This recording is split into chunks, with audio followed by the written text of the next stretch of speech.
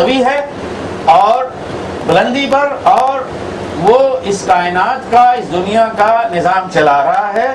اور وہی ہے کہ جس نے 7 آسمان بنائے۔ 7 آسمان کیا ہیں، ان کی حقیقت کیا ہے، اللہ ہی جانتا ہے۔ مطلب یہ کہ اس دنیا یہی دنیا نہیں ہے جو ہمیں نظر آ رہی ہے، اس کے اوپر اور بھی کیا ہے، دنیا ہے، اس کے اوپر اور بھی آسمان ہے، ان کی کیا حقیقت ہے اللہ ہی جانتا ہے۔ پھر یہ بھی بتلا دیا کہ یہ دنیا، یہ کائنات جو ہمیں نظر آتی ہے، جو ہمارے علم میں ہے، اگرچہ اس کائنات کی بھی حقیقت ہم نہیں جان سکے ہیں جس میں ہم جی رہے ہیں، یعنی اس آسمان کے نیچے کتنے ستارے ہیں، کیا سیارے ہیں، کیا کچھ ہو رہا ہے، ہمیں نہیں پتہ ہے۔ اس کے بعد اور بھی دنیا ہے، اور بھی کائنات ہے، اور بھی آسمان ہے، تو اس کا تو ہمیں اس کا ذرہ بھی نہیں معلوم ہے۔ تو اللہ تعالیٰ نے اتنا سب کچھ بنا دیا، تو یہ نہ سمجھو کہ اس نے بنانے کو بنا دیا اور اس سے کچھ خبر نہیں ہے۔ یہ 7 آسمان کا کیا ہے، وہ اللہ سبحانہ وتعالیٰ علم رکھتے ہیں، وہ بکل شیء علیم، اللہ ہر چیز کا علم رکھتا ہے۔ وَإِذْ قَالَ رَبُّكَ لِلْمَلَائِكَةِ إِنِّي جَاعِلٌ فِي الْأَرْضِ خَلِيفَةً قَالُوا أَتَجْعَلُ فِيهَا مَن يُفْسِدُ فِيهَا وَيَسْفِكُ الدِّمَاءَ وَنَحْنُ نُسَبِّحُ بِحَمْدِكَ وَنُقَدِّسُ لَكَ قَالَ إِنِّي أَعْلَمُ مَا لَا تَعْلَمُونَ وَعَلَّمَ آدَمَ الْأَسْمَاءَ كُلَّهَا ثُمَّ عَرَضَهُمْ عَلَى الْمَلَائِكَةِ فقال أنبئوني بأسماء هؤلاء إن كنتم صادقين قالوا سبحانك لا علم لنا إلا ما علمتنا إنك أنت العليم الحكيم قال يا آدم أنبئهم بأسمائهم فلما أنبأهم بأسمائهم قال ألم أقل لكم إني أعلم غيب السماوات قال ألم أقل لكم إني أعلم غيب السماوات والأرض وأعلم ما تبدون وما كنتم تكتمون وإذ قلنا للملائكة اسجدوا لآدم فسجدوا إلا إبليس أبى واستكبر وكان من الكافرين وقلنا يا آدم اسكن أنت وزوجك الجنة وكلا منها رغدا حيث شئتما ولا تقربا هذه الشجرة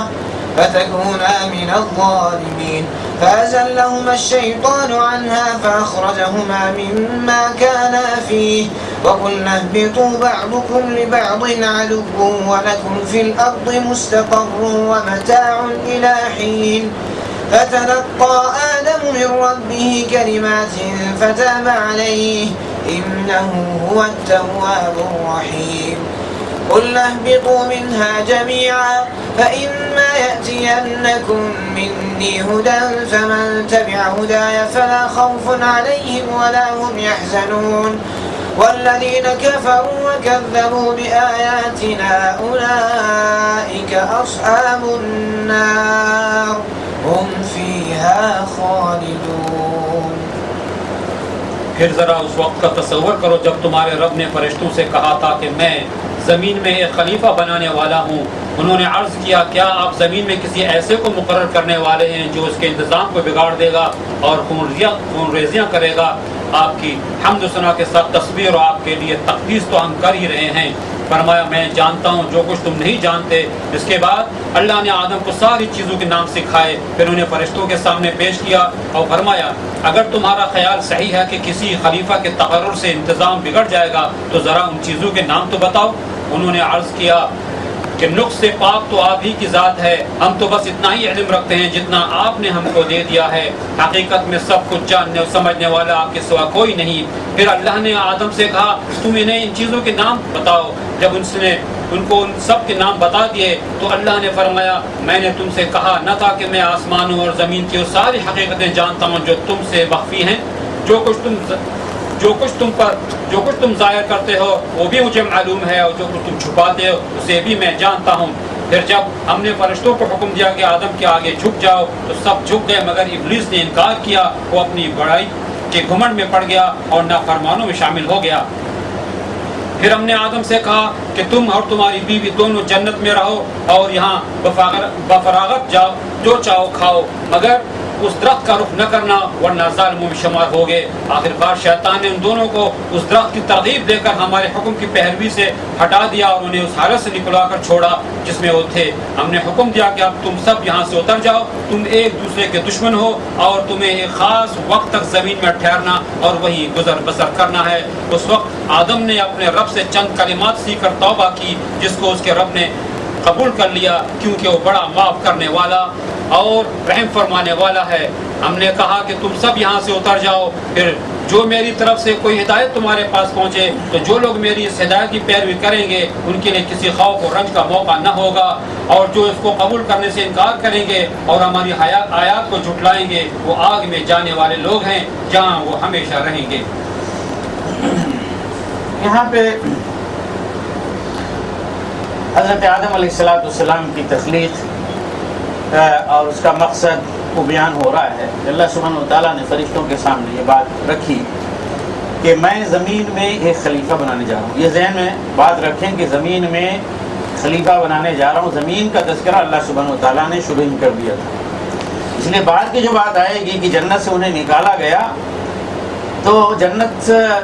ان کے لیے اصل جگہ نہیں تھی۔ جنت میں انہیں ایک خاص مقصد کے لیے رکھا گیا تھا وقتی طور پر، اور مقصد یہی تھا کہ ان کو کیا ہے دنیا ہی میں زمین ہی پہ لا کے بسانا ہے۔ اس سے پہلے ایک حکمت کے تحت اللہ سبحانہ وتعالیٰ نے ان کو رکھا تھا جو آگے اس کی وضاحت ہوگی۔ تو زمین میں میں بنانے والا ہوں ایک خلیفہ۔ خلیفہ کا مطلب یہ ہے کہ ایک مالک کے جو اختیارات ہوتے ہیں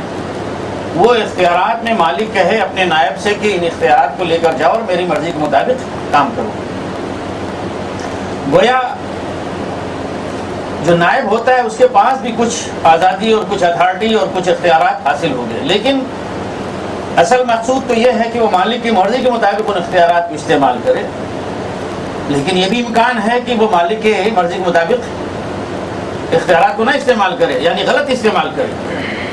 اور یہی ہوا کہ بعد میں حضرت آدم علیہ السلام کی نسل میں سے ان کی ذریت میں سے کیا ایسے لوگ نکلے جنہوں نے خلافت کا حق ادا نہیں کیا۔ تو اصل مقصد تو اللہ سبحانہ وتعالیٰ کا یہ ہے کہ دنیا میں انسانوں کو بھیج کر ان کے ذریعے سے اللہ سبحانہ وتعالیٰ چاہتے ہیں کہ اس کی بندگی کا نظام جو ہے وہ قائم، اور کچھ اختیارات دے کے انہیں بھیجا۔ تو جب ان کی تخلیق کا یہ اعلان اللہ سبحانہ وتعالیٰ نے فرشتوں کے سامنے کیا تو انہوں نے کہا، اور یہ بات اعتراض کے طور پر نہیں بلکہ جاننے کے لیے انہوں نے کہی کہ پروردگار کیا آپ دنیا میں یا زمین میں ایسی مخلوق کو بنانے جا رہے ہیں کہ جس میں فساد برپا کرے گا اور خوریزی کرے گا؟ اگر بات آپ کی حمد اور ثنا کی ہے اور آپ کی بزرگی بیان کرنے کی ہے تو یہ کام تو ہم انجام دے رہے ہیں، بخوبی انجام دے رہے ہیں، اس میں کوئی کمی تو نہیں ہو رہی۔ اس کے علاوہ اور کیا وہ شخص جا کے کام کرے گا آخر، سوائے اس کے کہ وہ جو ہے جا کے وہاں پہ قتل و غارت کرے، بگاڑ کرے؟ اس لیے کہ انہیں یہ بات سمجھ میں اس سے آئی کہ ہمارے پاس تو کوئی اختیار نہیں کہ ہم جو چاہیں کریں، ہمیں تو صرف یہی ہے کہ یہ کرو، ہمیں کرنا ہے۔ جبکہ اسے خلیفہ بنایا جائے اس کے پاس اختیار بھی ہے، تو اس اختیار کو مس یوز بھی وہ کر سکتا ہے۔ تو انہوں نے کہا کہ ایسا ہے کہ اگر آپ اس کو بنا رہے ہیں خلیفہ تو اس کا مطلب یہ کہ زمین میں وہ جا کے خوریزی کرے گا اور قتل و غارت کرے گا اور بگاڑ کرے گا۔ اگر یہ کام ہے کہ آپ کی حمد و ثنا ہو، آپ کی تعریف کی جائے، آپ کی تقدیس کی جائے، تو یہ کام ہم انجام دے رہے ہیں۔ تو میں نے بتلایا کہ یہ انہوں نے جو کہا فرشتوں نے، یہ اعتراض کے طور پر نہیں بلکہ حقیقت کو انہوں نے جاننا اور سمجھنا چاہا۔ تو اللہ تعالیٰ نے فرمایا کہ دیکھو میں جو جانتا ہوں تم نہیں جانتے، حقیقتیں ہر ایک چیز کا تمہیں علم نہیں ہے، تو یہ حقیقتیں مجھے معلوم ہے، تمہیں نہیں معلوم۔ اور پھر اللہ سبحانہ وتعالیٰ نے آدم کو تمام نام سکھلا دیے، وَعَلَّمَ آدَمَ الْأَسْمَاءَ كُلَّهَا، تمام نام سکھلا دیے۔ ثُمَّ عَرَضَهُمْ عَلَى الْمَلَائِكَةِ، اور پھر انہیں پیش کیا فرشتوں کے سامنے اور کہا کہ انبئونی بِأَسْمَاءِ هَؤُلَاءِ إِن كُنتُمْ صَادِقِينَ، اگر تم لوگ سچے ہو تو ذرا ان کے نام بتلاؤ۔ تو یہاں پہ ترجمے میں آپ نے سنا کہ تمام چیزوں کے نام بتلا دیے۔ یہ بھی یہ ترجمہ کیا گیا ہے، اور چیزوں کے ناموں کے علم سے ہی حقیقت میں علم حاصل ہوتا ہے۔ مثلا کہیں یہ کتاب ہے، یہ میز ہے، یہ بوتل ہے، گلاس ہے، وغیرہ وغیرہ، تو یہ جو نام رکھے گئے ہیں ان ناموں ہی کے ذریعے سے انسان کو کیا ہے علم حاصل ہوتا ہے، ورنہ اگر اس کا کوئی نام نہ ہو تو آپ جو ہے بس ایسے گونگے بنے رہیں گے، کچھ کہہ نہیں سکیں گے۔ تو تو مطلب یہ کہ آدم کو اس دنیا سے متعلق جو علوم ہے، جو چیزیں ہیں، ان کے نام سکھلائے تو انہیں دنیا کی چیزوں کا کیا ہے، علم حاصل ہوا۔ ایک چیز تو یہ ہے، میرے نزدیک اس کا مفہوم دوسرا ہے، اور مفسرین نے بعض نے اسے بیان کیا ہے، اور یہ کہ اس میں جو ضمیر آئی ہے کہ وعلم آدم الاسماء كلها ثم عرضهم، اسماء کے لیے جو ضمیر آئی ہے وہ ضمیر ہم ہے، پھر آگے فرمایا فقال انبئونی باسماء هؤلاء، یہ اس میں اشارہ جو ہے اس کو آپ ضمیر شان کہہ سکتے ہیں۔ تو اس طرح کی ضمیریں حقیقت میں عربی زبان کی قواعد کے اعتبار سے، اس کی روح سے یہ درست نہیں ہے کہ چیزوں کے لیے اس طرح کی ضمیر استعمال ہو۔ اگر چیزیں ہی مراد ہوتی تو یوں ہونا چاہیے تھا کہ وعلم آدم الاسماء كلها ثم عرضها على الملائكة فقال انبئوني باسمائها ان كنتم صادقين۔ ایسا نہیں، ہؤلاء اور ہم یہ ضمیر جو ہے بتلاتی ہے کہ اس سے مراد انسان ہے۔ انسانوں میں سے انبیاء اور رسول اللہ سبحانہ وتعالیٰ جنہیں آگے مبعوث فرمانے والا تھا، اور پھر انبیاء اور رسول پر ایمان لانے والے صحابہ کرام اور حواریین وہ مراد ہیں، پھر اس امت میں اٹھنے والے محدثین اور فقہاء اور مفسرین ہیں، پھر وہ علماء ہیں جو اس امت کے اندر یا کسی بھی نبی کی امت کے اندر اصلاح کا کام کرنے والے لوگ وہ ہیں۔ تو اللہ سبحانہ وتعالیٰ نے گویا حضرت آدم کو سلسلہ انسانیت کے ان درخشاں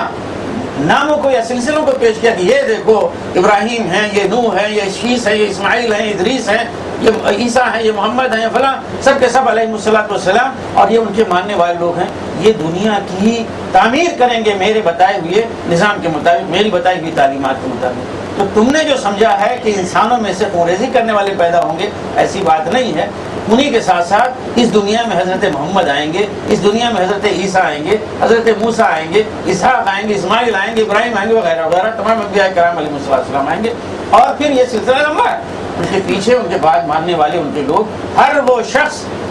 جو کسی نبی کا ماننے والا ہے اپنے اپنے دور میں، اور پھر اس کی تعلیم کے مطابق اصلاح کرنے والا ہے، امر بالمعروف اور نہی عن المنکر کا کام کرنے والا ہے، یہ وہ تمام لوگ اس میں شامل ہیں کہ آدم علیہ السلام کو ان کے نام بتلائے۔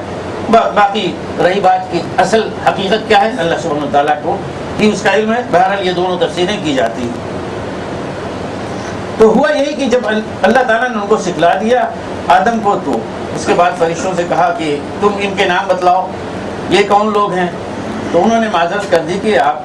ہر نقص سے پاک ہیں، ہمارے پاس تو بس اتنا ہی علم ہے جتنا آپ نے ہمیں سکھلا دیا۔ حقیقت یہ ہے کہ سارا علم اور ساری حکمت تو آپ ہی کے پاس ہے، آپ خود جاننے والے ہیں، اور دوسرے کو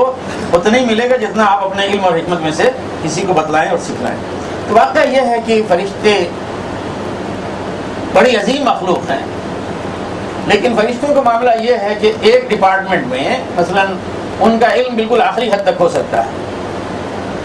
مثلا کسی کو بارش برسانے میں مامور فرمایا تو بارش، اس کا نظام، اس کی باریکیاں، اس کی سب کچھ اس کو معلوم ہے، انسان کو تھوڑا اس کے بارے میں معلوم ہے۔ دوسرے فرشتے کو کوئی علم دیا کسی دوسری چیز کے بارے میں، اس کو ہر ایک چیز اس کے بارے میں معلوم ہے، لیکن دوسری چیز کے بارے میں اس کو نہیں معلوم۔ یہی ہر فرشتے کا معاملہ ہے کہ وہ اپنے ڈپارٹمنٹ میں، اپنے دائرے میں تو سب کچھ جانتا ہے اور بہترین جانتا ہے، انسان زیادہ جانتا ہے، لیکن دوسرے دائرے میں، دوسرے ڈپارٹمنٹ میں اس کی معلومات کا معاملہ صفر کا ہے۔ انسان کی خوبی یہ ہے کہ اس کا علم اس طرح کا ہماگیر تو نہیں ہوتا جیسا فرشتوں کے پاس ہے کہ ہر ایک چیز کے بارے میں سب کچھ وہ جان جائے، لیکن انسان کی خوبی یہ ہے کہ تمام چیزوں کے بارے میں کچھ نہ کچھ وہ جانتا ہے۔ انسان کے پاس اجتماعی اور مجموعی علم ہوتا ہے،